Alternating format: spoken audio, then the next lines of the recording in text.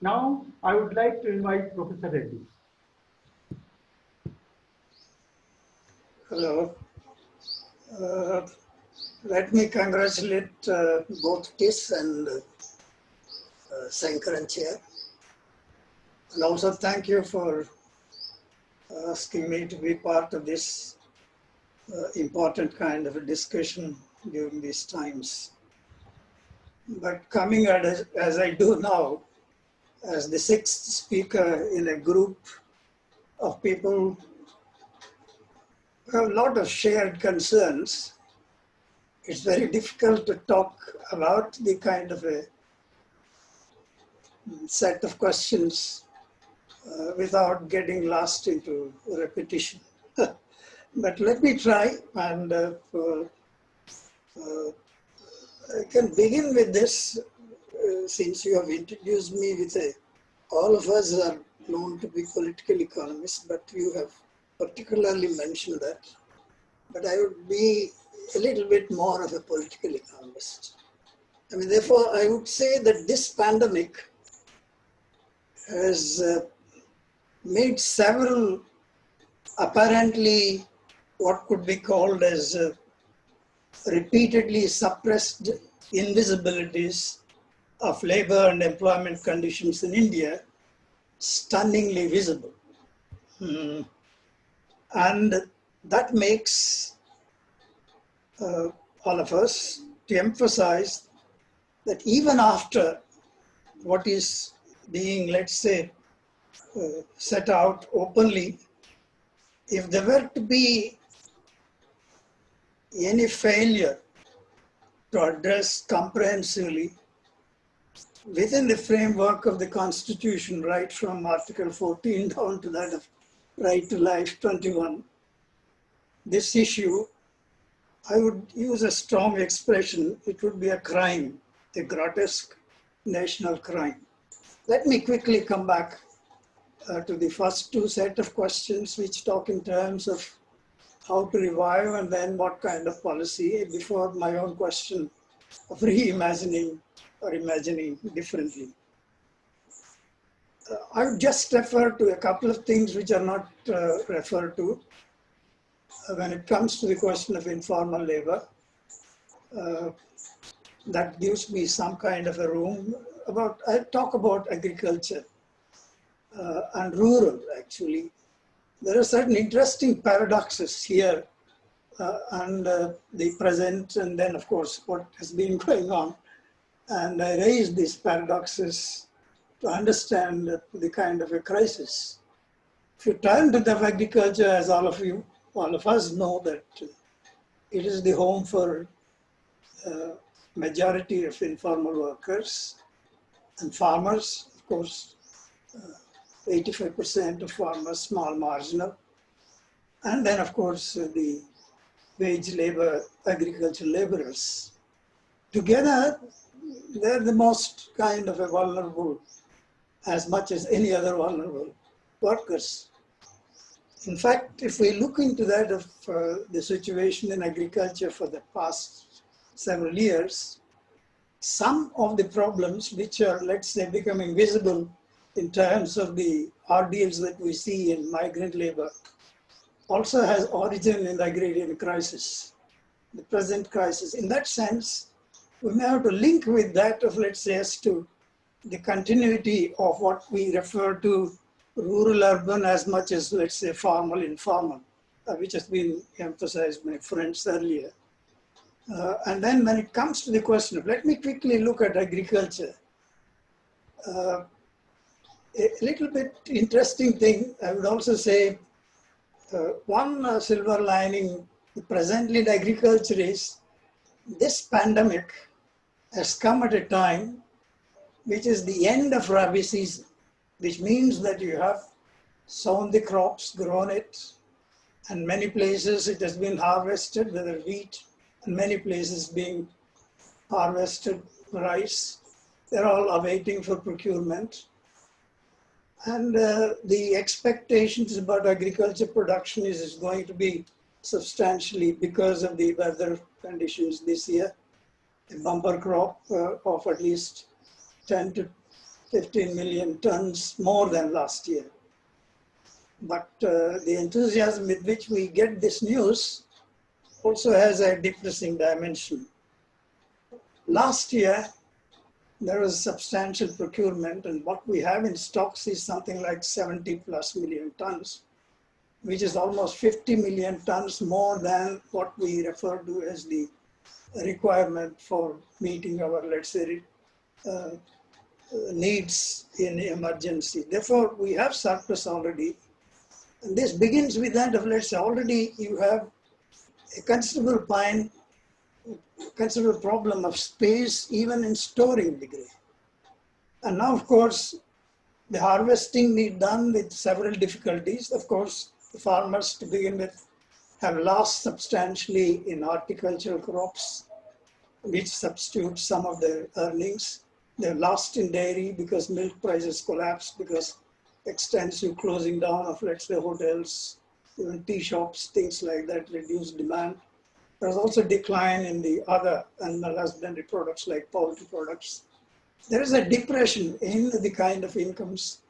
And then the produce comes into the market now, provided, of course, they procure. It's likely to pose a serious problem of price crisis in the agriculture sector, which is likely to seriously affect the farming community. And of course, what is waiting is the June-July monsoon season where they have to start. And the biggest question is, how do they start? And then those who have gone out of, let's say, the agriculture crisis to get some kind of a livelihood outside, they're trying to come back. I mean, as Professor was trying to say that they don't want to live longer in spite of the best of the kind of, let's say, shelters in Kerala. They would like to go home. This is where a human problem comes in with the workers' problem. This where also comes in, where is the social security for these people? What is strangely is we talk in terms of informal workers and security. It looks like their security is at home, which is their rural areas. It's a very strange kind of a situation. There are rural agrarian crisis which pushes you out. There is a crisis of a different kind which just pushes you back. And you look for this security to come out of the other security. But I register this because within these rural areas, we know that substantial proportion of earnings by small marginal farmers and whom we call as agricultural laborers come from wage labor. Most of them depend upon small businesses in small towns nearby, commute. This is also still invisible. We don't see the extent of commuting and then the kind of livelihood that provides. That's all collapsed. And in fact, as Professor was trying to suggest, most of the small businesses, once collapse, they're not likely to revive easily.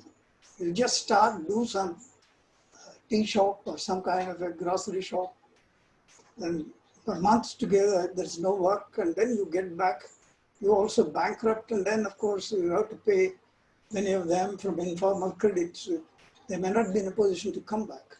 It's a major challenge. This is where it brings me back as a aligned kind of a thing, the MSMEs. No, the MSME crisis, all of us know, began much before the COVID pandemic. Because, you know, thousands of people working in several industries, like, let's say, automobile parts, garments, leatherworks, they're already home. They have come back, partly lucky because their voice is not heard. I don't know what they are doing. And they have gone back. And now many more other things are also closed. And reviving them, leave that things which cannot be revived, like micro enterprises that we refer to, is likely to be a big task. It is not going to be, I think what is tragedy is the many economists are talking in terms of V model, and they're talking in terms of W model, and they're talking in terms of U model. Let me tell you, there will not be any V model. The kind of a crisis, that means you suddenly collapse as we have done now, and then suddenly, of course, it's going to revive. It would be a foolish kind of a thing to imagine that way. And then, of course, they're all talking in terms of markets. They're talking in terms of capital markets, how to revive and how much to pump in. But coming back to MSMEs, unless, of course, they are given, of course, this is where we turn to that of even kind of a revival package. I mean, it's very interesting to read this package. The title says that it is a core stimulus package, as I think already Canon was specifically mentioning. This core stimulus package of 1.7 crores, everybody knows that 45,000 crores are part of the budget, that perhaps the 20 rupees rise which was due in MNREGs. And then, of course, what is also promoted as upfront depositing of 2 lakhs, I mean 2,000 for each farmer. In fact, of the total farming community of 12.5 crores, what this Prime Minister Kisan has done is the upfront loading of this is only for about, let's say, 25%. There's so many restrictions, and therefore there's so many people who are seen as not eligible. And then you give 2,000 rupees upfront. And the same thing with that of Jandan. You give 500 rupees per month, 3 months, and then the kind of accounts. And I'm trying to point out, this is not the way you perhaps think in terms of the kind of a crisis that the working poor, working people in general are. And of course, you can't revive the economy as well, this kind of a support, because these are the people who are the consumers who stimulate your demand. And this is exactly where you turn to that of, let's say, the kind of assistance given. I mean, the very basic thing is that at least you must be in a position to think in terms of what they were earning. And then, of course, they forego for a month or 2 months.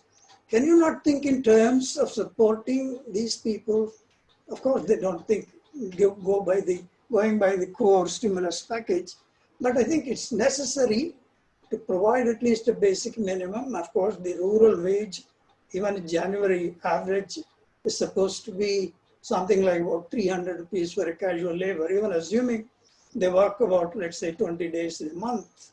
Even if it comes to that of 6,000 rupees, and there are several people talking in terms of little more, which should reach them. And then one of the major, the question of institutions, how do you reach them? See, in fact, the so-called package also provides some grain and then this 500 rupees to these people who are supposed to be suffering from loss of employment and not having mobility. We see it at the ground level. The public distribution system is not the one through which they are distributing it. The central assistance of this 500 and then additional quota of, let's say, grain. Who will do it? The revenue department is given the task. How can revenue department do? They have just kept some few places, announced that it's going to be distributed 500. You have all that you need is an Aadhaar card and some grain will be given. But they've done it for 2-3 days and then said that's all over.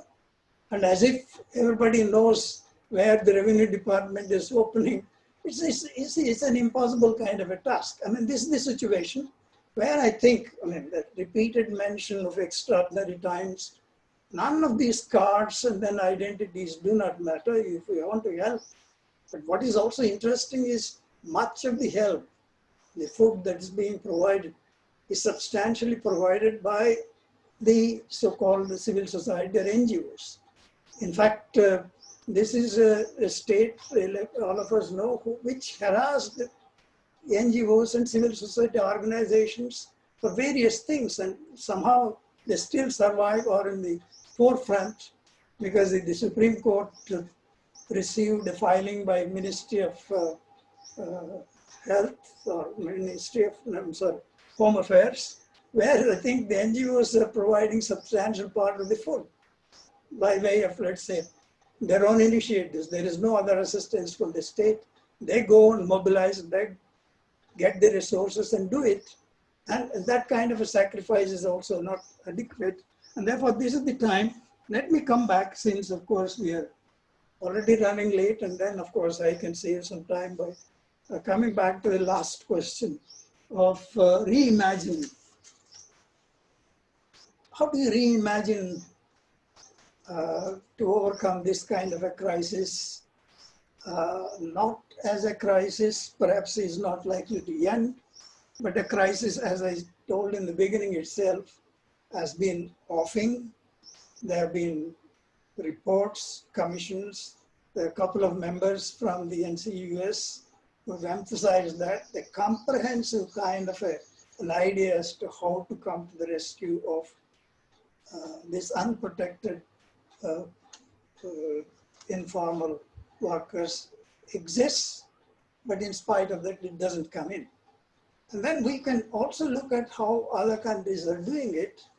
See that the basic difference between a country dominated, we say 90% informal, but let's take into consideration people who have some kind of an identity as a worker, registered worker, recorded worker, hoping that all regular workers have that. We have something like 77% that of 87% if you go to rural who do not have that kind of regular work. But if you turn to other countries which are coming with that of some kind of a package to help the workers, they're all countries with 77 to 87 or 97% of regular workers, which means that you have unemployment benefit, which means employment security, you have paid leave, you have health benefits, and this comes in automatically. And therefore, one of the major things is, this is where I agree with Professor Srivastava and of course Kannan's reference to the report, look at the workers as some kind of, as human beings, and look at the working kind of, let's say, situation in India from the point of view of unified labor market. As I started talking in terms of agriculture, started talking in terms of informal sector, MSMEs, largely because they're closely connected. Either you talk in terms of some kind of humanity working that therefore they would like to go back home. They have a home. And then they're human beings. Best of the conditions Kerala cannot keep them long. They have to go home and see the children, particularly in the kind of a health crisis.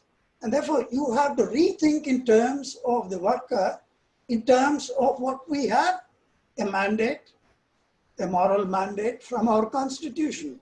These are all there and repeatedly it's being reminded. But this crisis brings in a great deal of comprehensive way. And therefore, I think if you put all the speakers, you have to have a register or record of all workers, wherever, across the board, with a kind of a, let's say, ensured right as perhaps promised in the Constitution, right for equality and right to livelihood. And this is the basis on which you proceed. And then you talk in terms of a record, and then you think in terms of, let's say, how, I think when you talk in terms of a neoliberal kind of system, you're enthusiastic of 8%, 10% kind of a growth.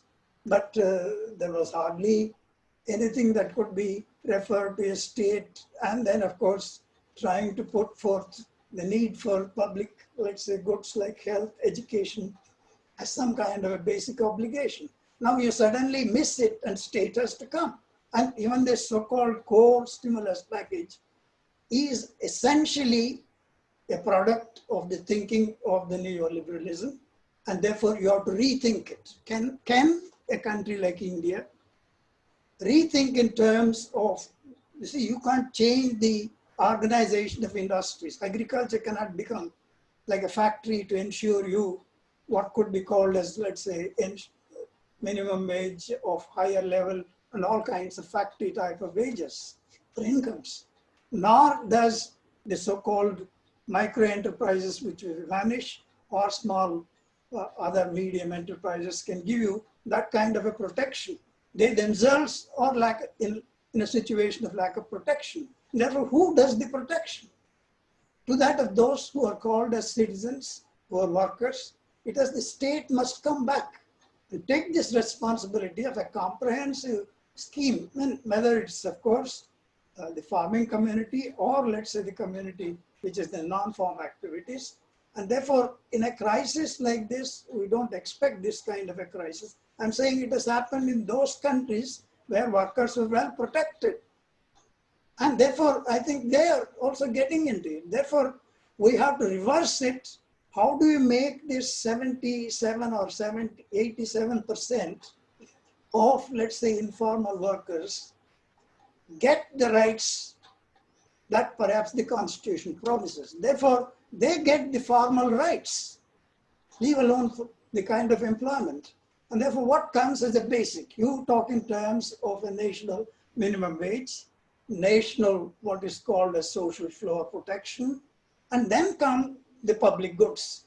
And the health, of course, constitutionally, health is in the state list, but money is with the center. And that how can states, in spite of the bending of backwards that some of the states in South do, it's very difficult to meet the kind of expenditure because you destroy it slowly. It's some substantial penetration of what is the private sector doing. There are stories about every day clap, lights, and do this for medical personnel. Who are doing it? There are what limited kind of, let's say, public sector health facility exists, they are doing it with very, very kind of a enormous kind of strain. Therefore, there is a need for, let's say, expansion of this kind of, let's say, facilities. There is no escape from this. You can't de-link with that of, let's say, workers, their protection as perhaps the other things. Both our friends talked in terms of urban because they know much better. The space is more important. You could rethink in terms of urban space, at least partly. It's major crisis, not only here, where workers are protected. In the United States, the rent of the workers is a major crisis. And you can't, let's say, now, of course, they can't even rent. Therefore, under the bridge or somewhere in gullies they live. But that has to be taken care of as a public good in terms of housing. And then, of course, I would like to close now in talking in terms of largely the kind of, let's say, base which was created by my predecessors. Therefore, I have some freedom. I'm also a little bit upset in the whole context. I'm talking about not my friends here, but I'm talking about the country. We don't find the voices of workers' organizations or trade unions across the board.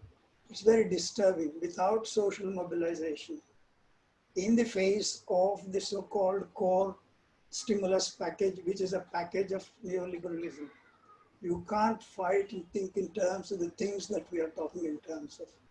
Therefore, I think there is need for some kind of a rethinking, politically rethinking out of, let's say, neoliberalism.